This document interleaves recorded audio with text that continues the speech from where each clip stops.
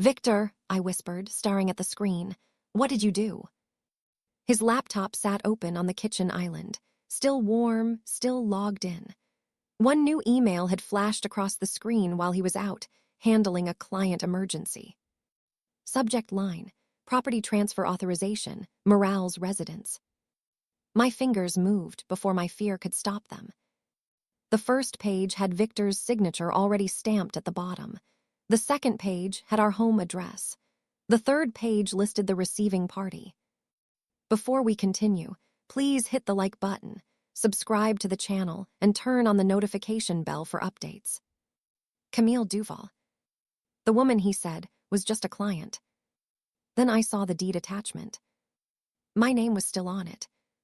For 16 years, I had cooked in that kitchen, paid what I could toward that mortgage, raised our daughter under that roof, and stood beside Victor while he built his real estate business. Now he was trying to hand our house to another woman like I was a tenant he could evict. But he had made one mistake. He left the laptop open. I didn't scream. I didn't call him. I called our family attorney. "Don't sign anything," Mr. Harlan said, his voice suddenly sharp. "Elena, listen carefully. If your name is still on that deed, he cannot legally transfer full ownership without your consent." My hand tightened around the phone. "He's been asking me to sign tax documents," I said, "for months." There was a pause. "Then we move now."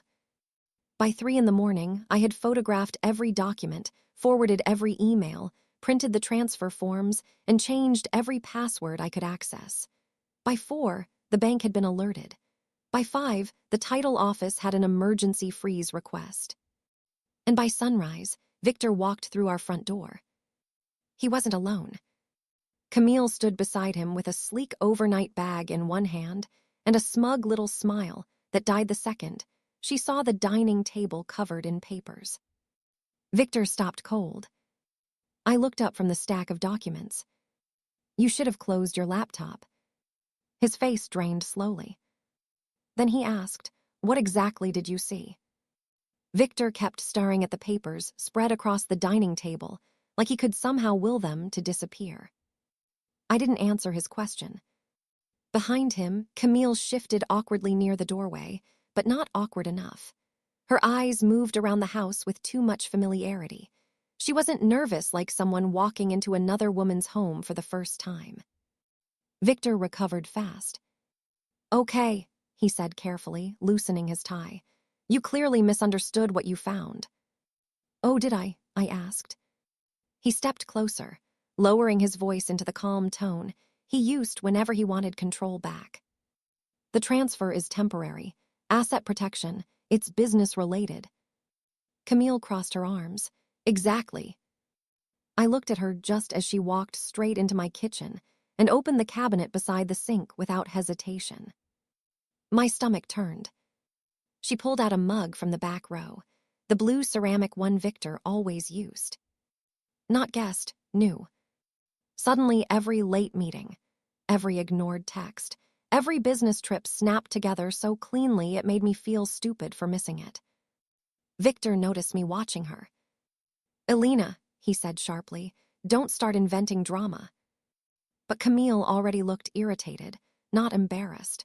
Like this inconvenience was delaying plans she expected to happen smoothly. I stood slowly. How long has she been coming here? Neither of them answered.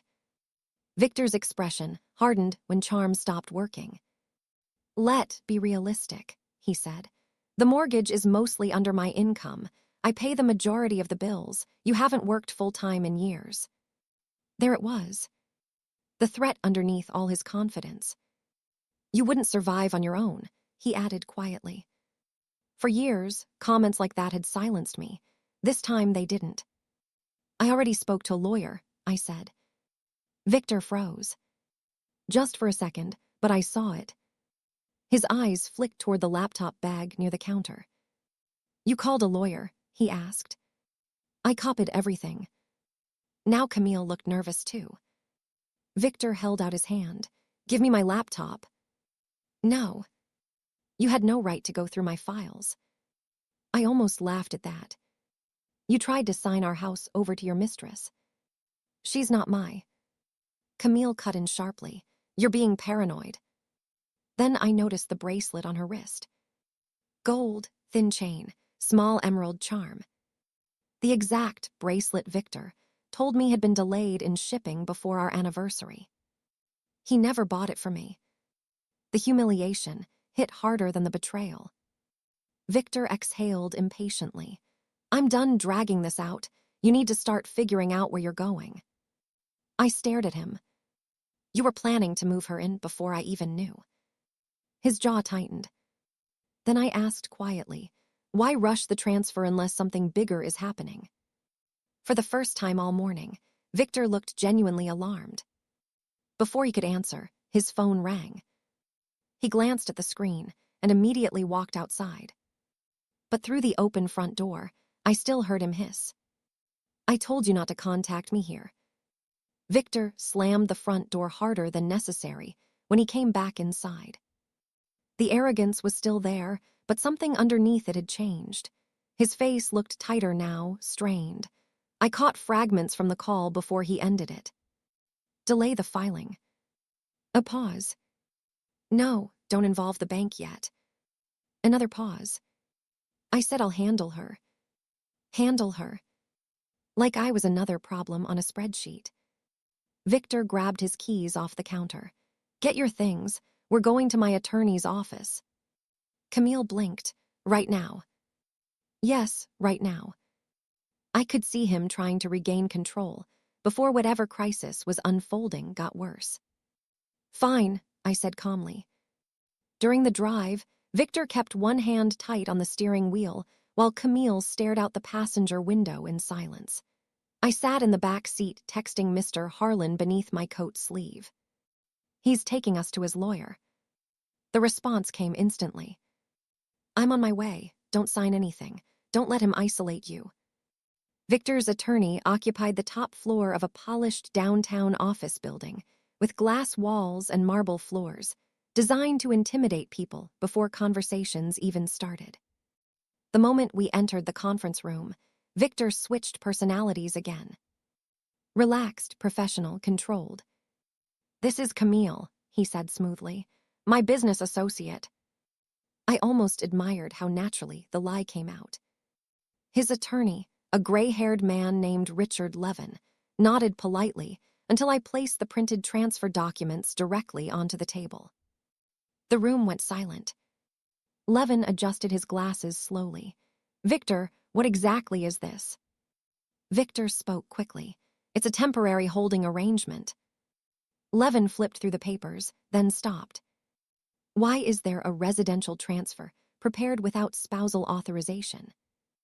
Victor didn't answer immediately. Camille suddenly leaned forward. Because the house was supposed to be secured before the move. Everyone turned toward her.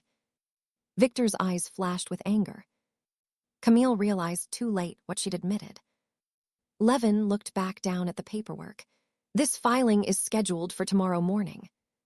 I stared at Victor. Tomorrow. He had been one signature away from trying to erase me overnight. The conference room door opened before Victor could recover. Mr. Harlan walked in carrying a folder. Good morning, he said calmly. I've already filed an emergency title freeze with the county. Victor stood up so fast his chair scraped across the floor. You had no right. Oh, she absolutely did, Mr. Harlan interrupted. Outside the glass walls, office staff slowed down, pretending not to listen as Victor's voice rose. That was when Levin asked the question Victor clearly didn't want answered.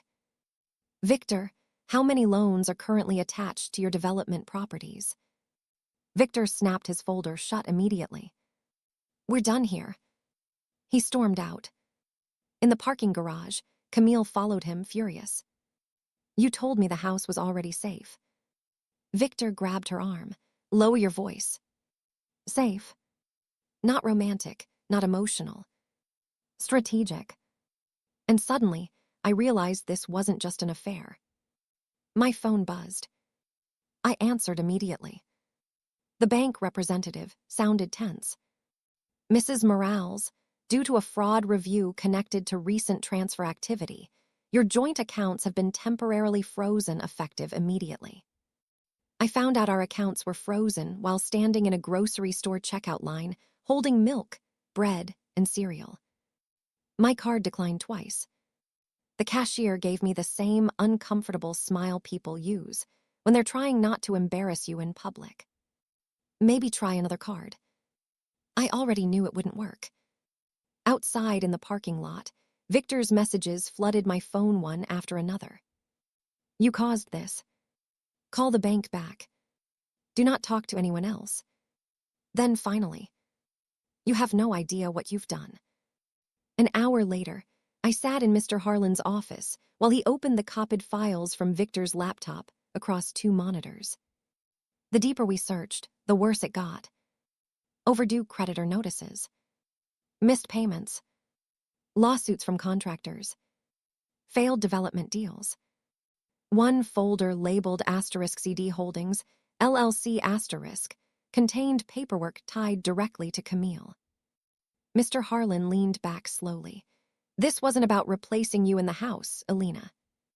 I stared at the screen. It was about hiding the house. Everything began connecting at once.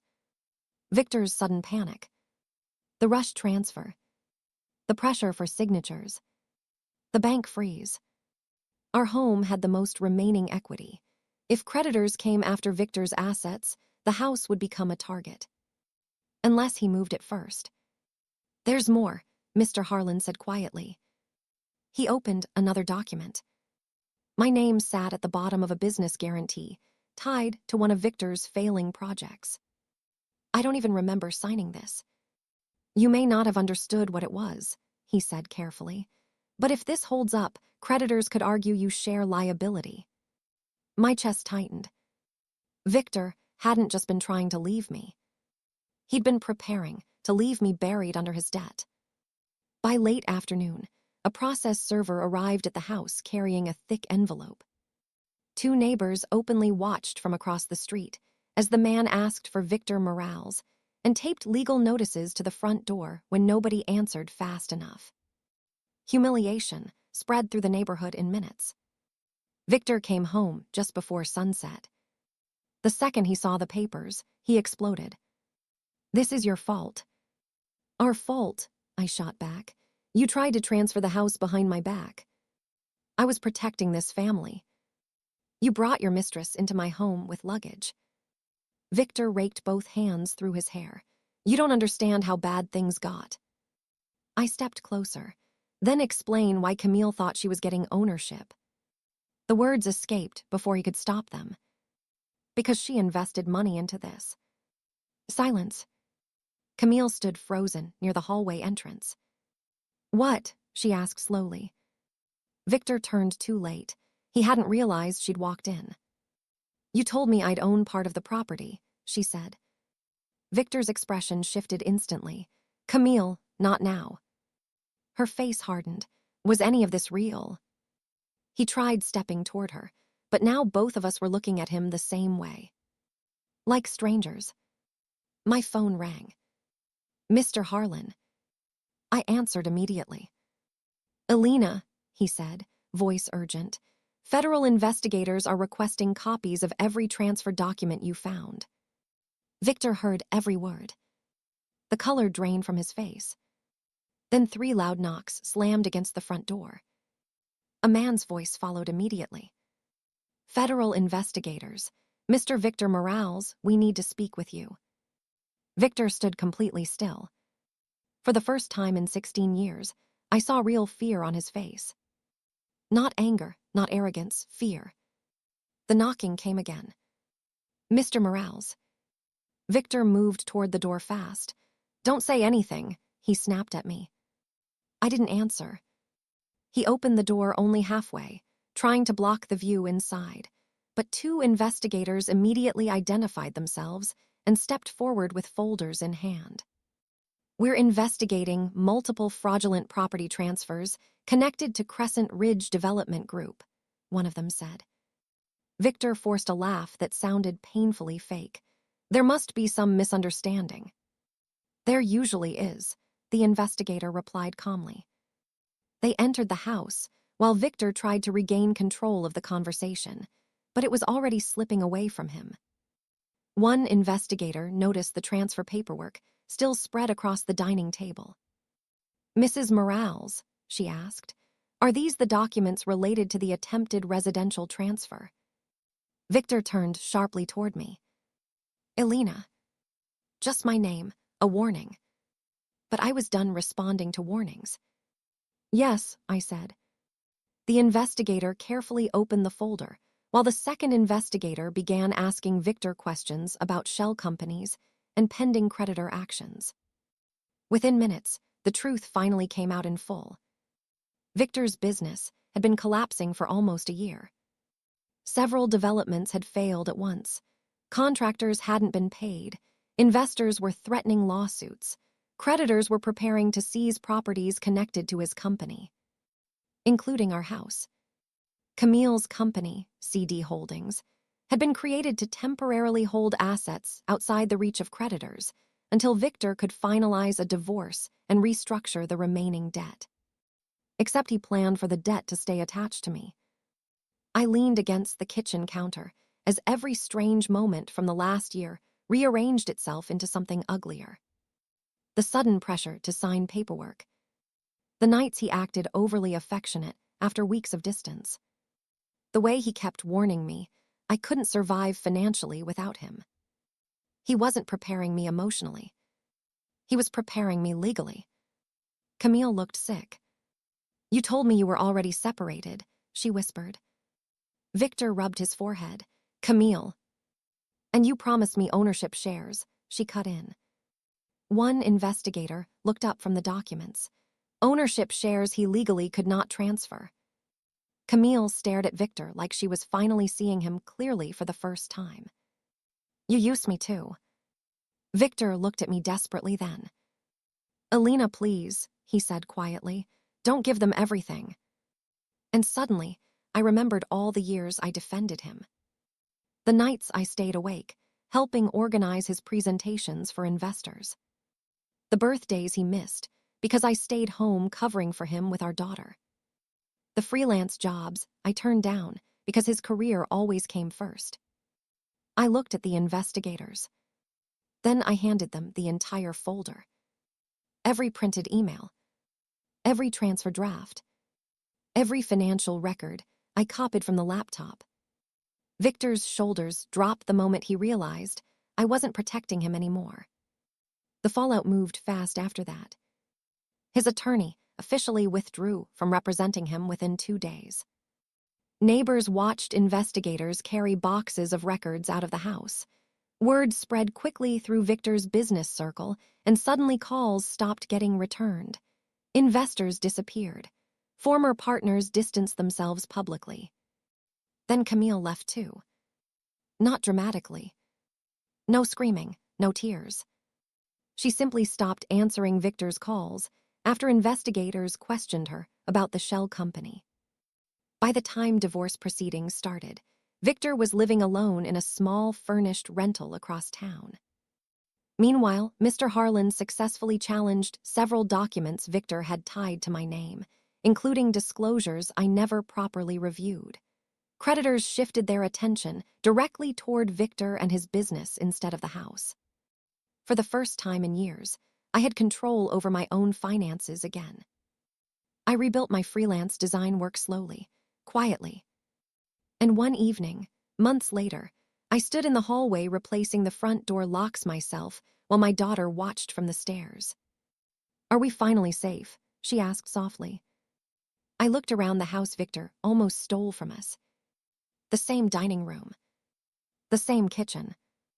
The same table where everything changed the night he left that laptop open. "Yes," I told her, "he can't take this from us anymore." A few months later, the divorce settlement finalized. I kept majority ownership of the house. Victor's company collapsed completely under financial investigation. And on the first quiet weekend after everything ended, I invited a few close friends over for dinner. We sat around the dining table laughing in the same room where I once spread out evidence of my husband's betrayal. Before everyone arrived, I paused beside the window and looked at the house one more time. Victor thought leaving his laptop open was a mistake. It was the first honest thing he'd done in years.